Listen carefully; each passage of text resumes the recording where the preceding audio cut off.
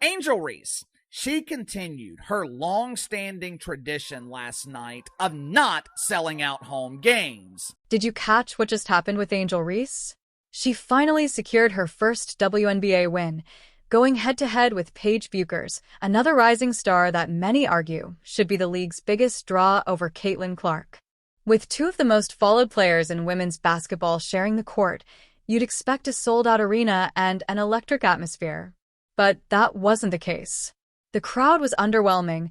Tickets dipped as low as $20, and only 41 were sold in the hour leading up to tip-off. For all the buzz online, the energy in the building just wasn't there. And it raises a tough question. Where are the fans? The growing gap between social media hype and real-world support is starting to show, and it's hard to ignore. Fans. Paige Bueckers is coming to town. Shout out to Santa Claus. Paige Bueckers is, you guys get it. And in their first matchup, they draw a whopping 9,025 people. Where are you guys at? Where are you guys? Where are the Paige Bueckers supporters? Where are the WNBA supporters? Where are the Reese's Pieces? Where are you guys at? Meanwhile, ESPN keeps promoting Angel Reese as the face of the league based on her follower count.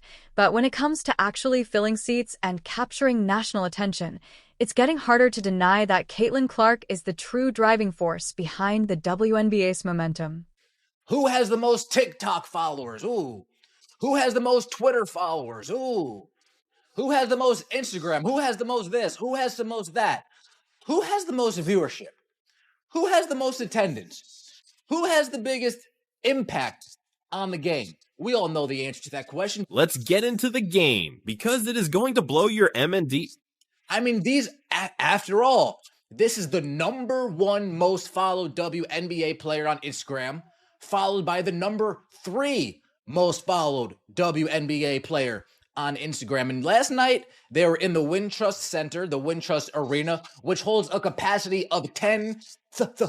Angel Reese's latest performance came with high expectations. The matchup against the Dallas Wings had all the ingredients of a marquee event held at Wintrust Arena, which seats around 10,000 fans. But here's the surprising part. It didn't sell out. Gonna put on a show. So when you see Angel Reese and Paige Bueckers locking horns for the first time in the WNBA, you would expect a sellout. Yep, you heard that right. One of the most hyped games of the season featured Angel Reese, with her massive online following playing on her home court. On the other side, Paige Bueckers, another rising star with a huge fan base. Yet somehow, a matchup that should have packed the arena ended up with an awkwardly empty crowd. I guess this was a traumatic experience, but I was also confused as to why this game was being played at Wintrust Arena. Correct me if I'm wrong here. Paige Bueckers is a big star, right? According to the mainstream media. Even with a reported attendance of 9,000, people are starting to question if that number was legit. Why? Because during the entire broadcast, get this, the cameras never once panned out to show the crowd. Pretty suspicious, right? And keep in mind, this wasn't some massive venue. Wintrust Arena is actually one of the smallest in the state. Now, according to the media, these are two of the biggest stars in the dump, but for some reason, this high-profile matchup was not moved to the United Center, which I believe is the largest arena in the NBA.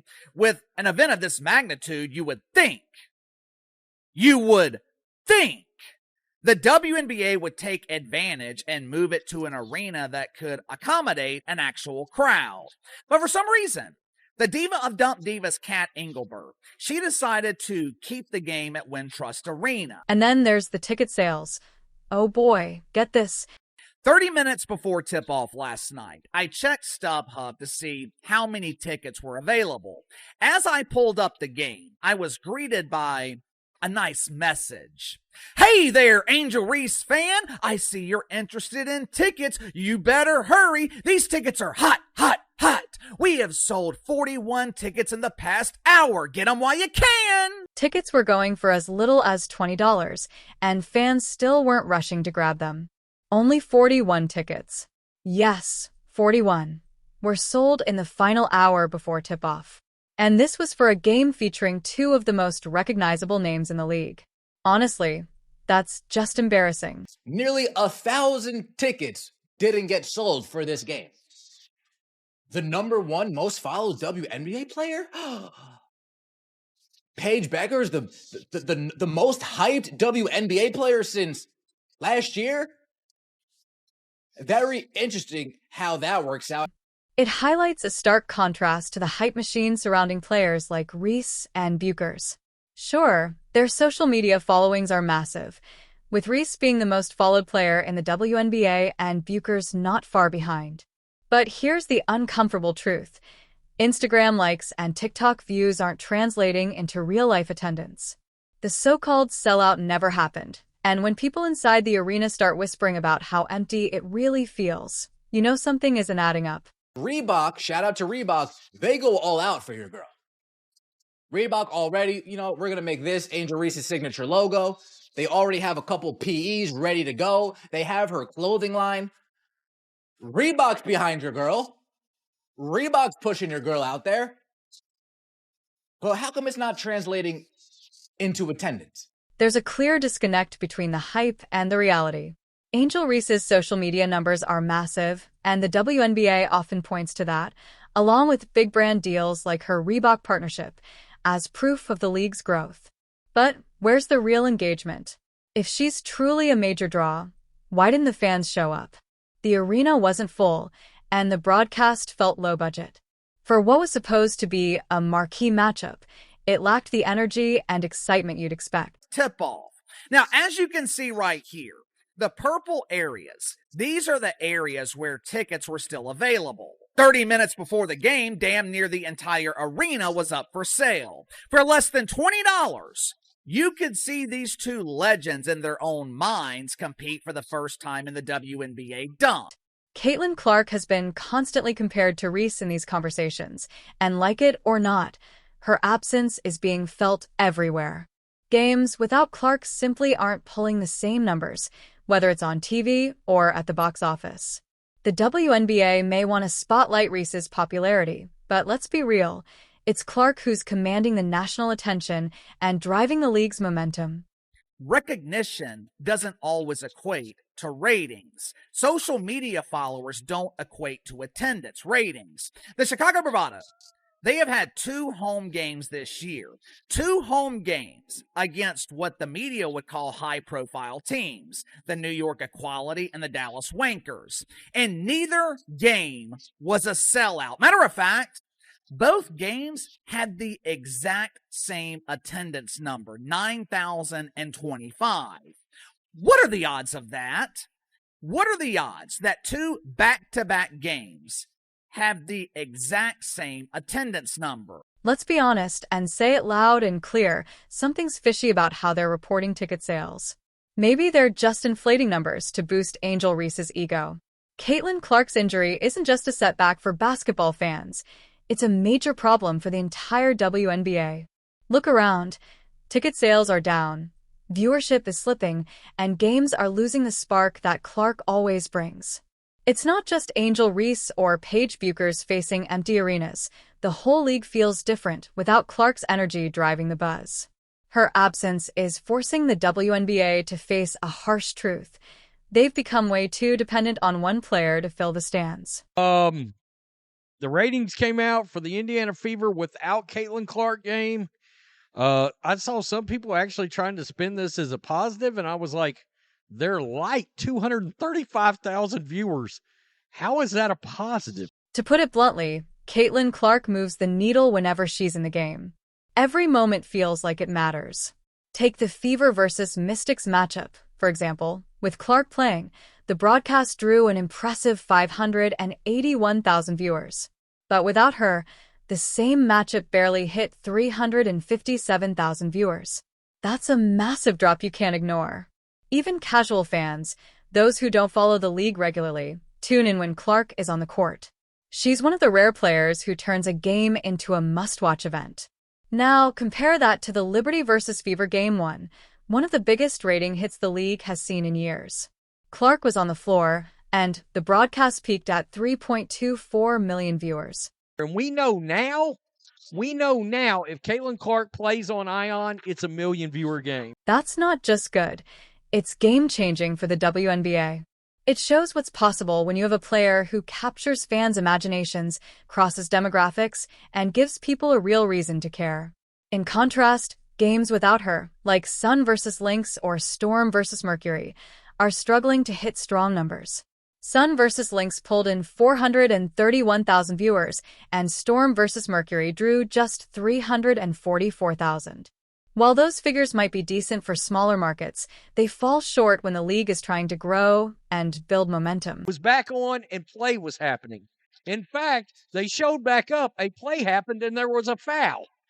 And we showed back up as they were readjusting themselves from a foul happening. So I don't know how much we actually missed, but you cannot have that if this league hopes to grow. You can't have productions coming back late to these games. Amazon Prime. Here's the thing. Clark isn't just a great player. She's a genuine draw.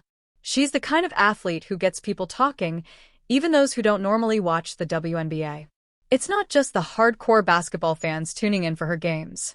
Think about how the NBA had icons like Michael Jordan, Magic Johnson, and Kobe Bryant, players who brought in casual fans. That's exactly what Clark is doing for the WNBA right now. The problem? When she's not on the court, there's no one else bringing that same energy. Without Clark, even her own team struggles to generate buzz. Attendance issues are popping up everywhere, and Fever games feel flat without her presence. It's not just about who's sitting in the stands, it's about the vibe. There's less excitement, less chatter, and fewer reasons for the average fan to buy a ticket or even turn on the TV. And this isn't just speculation. The numbers back it up. Ticket sales have been inconsistent, and the league's viewership drop-off whenever Clark isn't involved is painfully clear. In my opinion, the WNBA still has a major problem with the Indiana Fever and Caitlin Clark still looking like the only draw. In my opinion, these ratings are pathetic, and the leagues to change the rules to make the game more enjoyable. So, what happens now? That's the tough question. The league can't just wait around for Caitlin Clark to get healthy and hope everything magically fixes itself. The bigger issue is that so much momentum has been built around one player, and that's a risky game. If the Fever, or the league as a whole, struggles without Clark, it's the casual fans who will disappear first. And those casual viewers are exactly the demographic the WNBA can't afford to lose right now. Hardcore fans will stick around, sure, but it's the casual viewers who drive the big spikes in ratings and push the league into mainstream conversations. If this team keeps playing like they did last night, the WNBA's got a serious problem. Even if some casual viewers are still tuning in, they'll be gone soon if the team looks uncompetitive. Clark's absence has exposed how fragile the entire system really is. The WNBA doesn't just need Clark's talent, they need the star power she brings. Without that, everything stalls. Ticket sales slow down, viewership drops, and the excitement around other big names like Angel Reese fizzles without Clark as a comparison point. The league needs to figure out how to maintain interest across all games, not just the ones featuring their biggest star. Some have argued, well, Clark's not growing the game if people won't tune in with her. But look, people tuned out when Michael Jordan went to baseball. They also tuned out when he retired, until Kobe Bryant came along and revived the NBA. The real issue isn't just who's on the court, it's how the WNBA is selling the overall experience. Even with stars like Reese and Clark, the league keeps hitting the same wall. Fans aren't showing up in person or tuning in as much as hoped. A big part of that comes down to how the games are presented. Take Reese's much-hyped matchup against the Dallas Wings. Instead of a polished, can't-miss broadcast, fans got a product that felt thrown together.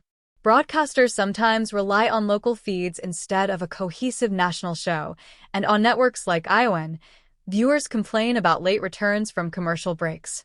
That kind of inconsistency makes it hard for casual fans to take the league seriously. So far, star power alone hasn't solved the WNBA's attendance woes. What's the fix? If these leagues want to succeed, it's not just about hardcore fans, they have to win over the casual viewers. There's nothing pulling in casual fans right now. When Clark went down, it didn't just hurt her team, it exposed how much the league depends on a handful of marquee names. Clark's injury revealed the WNBA's reliance on star power and its lack of a broader engagement strategy. The league can't build real momentum if everything hinges on one or two players. It needs to rethink its approach, invest in better marketing, and find ways to keep fans coming back even when the biggest stars aren't on the court.